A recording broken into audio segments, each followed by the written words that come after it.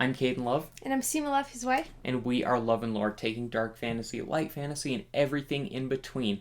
And as you can see by the shirt I'm wearing, we recently attended Storycon. It was super fun, and we are really excited to tell you what happened there. And so, Seema, what is Storycon? Well, Storycon is organized by Operation Literacy, which is a nonprofit that supports teen authors and teen reading, if I understand correctly. And if my research is correct, this was the first conference they organized, and I think they're planning on more in the future, and I think they should, because when we attended, it looked like a big success. I saw a lot of teens walking around, I saw a lot of teens attending panels, and even if you're not a teen, I saw a bunch of children, I saw a bunch of adults, and I feel like all of them had something to do there that was really fun. So we found out about this through Aaron Hall, who is an awesome author, and he works with Operation Literacy. If you want a book that has cozy, fun, and Adventure Time vibes, go check out his book, The Legend of. He's an awesome guy. So we went there and didn't really know what to expect too much. This was at the Salt Palace Convention Center in Salt Lake City, Utah, which is where we are from. But they also host Dragonsteel Nexus there, and as well as our local Comic-Con Fan X. So we were expecting a pretty big turnout, and it was pretty big. The exhibit hall was a little bit smaller than Dragonsteel, but it was still fun to go around and meet a ton of authors and go and look at the different panels they offered. There were a lot of big name authors there. Even though Christopher Paolini wasn't able to attend, he was one initially said to be there, but he later got sick. But you did have Jeff Kinney, Marissa Myers, Neil Schulsterman, as well as many other big name authors, a lot of which are YA-based authors, because this is aimed at really helping educate younger authors. Honestly, I would say that you don't need to be a teen author to get everything from Storycon. As long as you're writing for teen audience or YA audience, this is a conference for you. And even though I am not a YA author, I feel like I'm much more of an adult-focused author, I had a good time there. We attended a couple of panels. We attended a self-publishing panel from Z.S. Diamani, who is a good friend of mine, epic author of the Stone and Sky series, as well as Aaron Hall and some other great authors.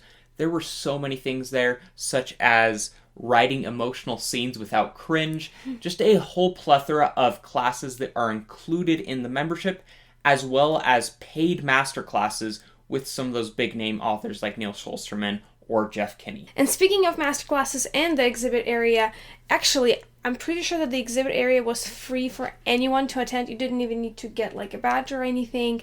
With masterclasses, I think you did need to get some kind of badge. Classes, the general admission had a price varying on what level you wanted to go to. There was a VIP gala for the awards ceremony, for some of the awards associated with the convention, and each masterclass had an additional charge just because it is a more intimate focused class with one of these best-selling authors. One of the cool things is that even though Brandon Sanderson didn't attend, this was sponsored by Dragonsteel, so they had a fun quest where you could go around, write your own story, meet other people there.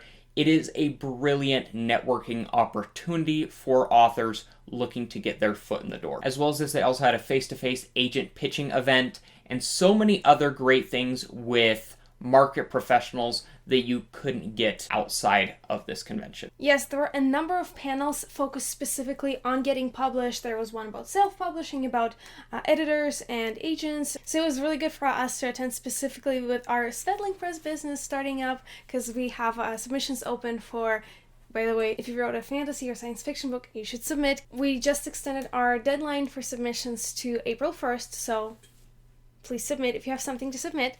And I found so much to do, so much to learn about the publishing business. There were some small presses and small publishing houses tabling at the exhibit area. Yeah, I think this was such a good convention and one worth traveling to in the future as it continues to grow if you are looking to get really involved with writing.